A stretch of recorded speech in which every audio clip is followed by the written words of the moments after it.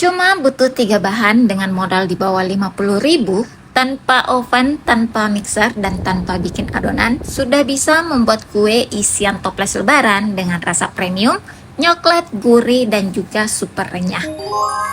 Assalamualaikum, hai, langsung saja kita ke bahan dan cara pembuatannya. Pertama di sini sudah ada kacang mede, saya pakainya sekitar 150 gram, dan ini wajib disangrai sampai matang, dan kalau tidak punya kacang mede boleh diganti dengan kacang tanah. Setelah matang dan dingin, langsung saja kita masukkan ke dalam chopper, dan ini mau kita chopper secara kasar, tidak sampai halus. Jika sudah, kita sisihkan dulu dan lanjut.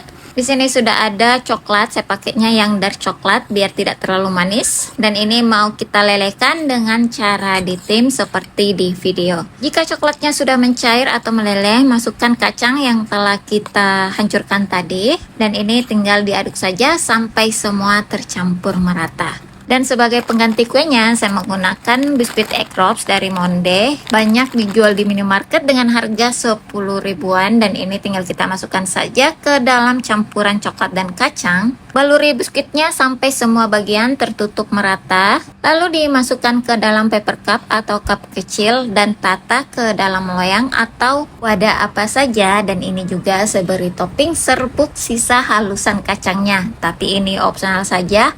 Bebas pakai topping apa saja, sesuaikan dengan selera. Kalau nggak pakai juga nggak apa-apa. Setelah diberi topping, biarkan coklatnya set. Kalau mau lebih cepat, boleh dimasukkan ke dalam kulkas. Beberapa menit coklatnya akan set.